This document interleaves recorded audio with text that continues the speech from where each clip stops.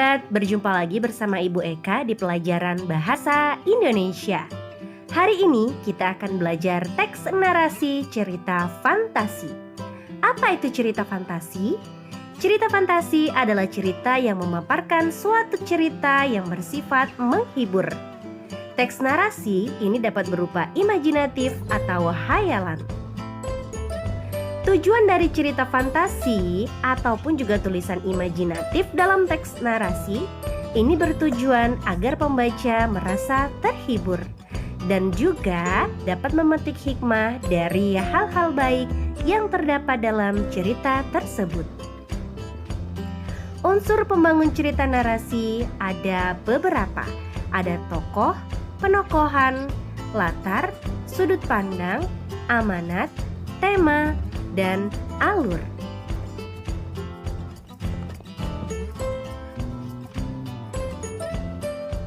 Ciri-ciri cerita fantasi menonjolkan unsur pembuatan atau tindakan, dirangkai dalam urutan waktu, berusaha menjawab pertanyaan apa yang terjadi, serta ada konflik di dalamnya. Jenis-jenis cerita narasi. Ada narasi informatif yang memiliki sasaran penyampaian informasi secara tepat tentang suatu peristiwa.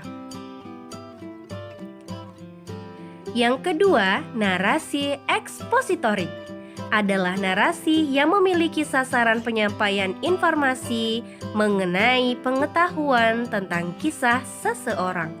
Dan narasi artistik memberikan suatu maksud tertentu. Langkah-langkah menulis karangan narasi. Tentukan tema dan amanat apa yang akan disampaikan. Membuat rangkaian cerita perjalanan ataupun alur. Membagi rangkaian cerita awal dan akhir. Membuat detail cerita dan susunlah menjadi sebuah cerita.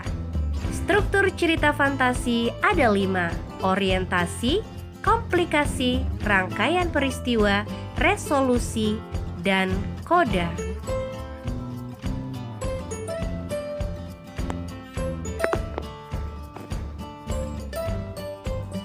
Contoh teks narasi cerita fantasi.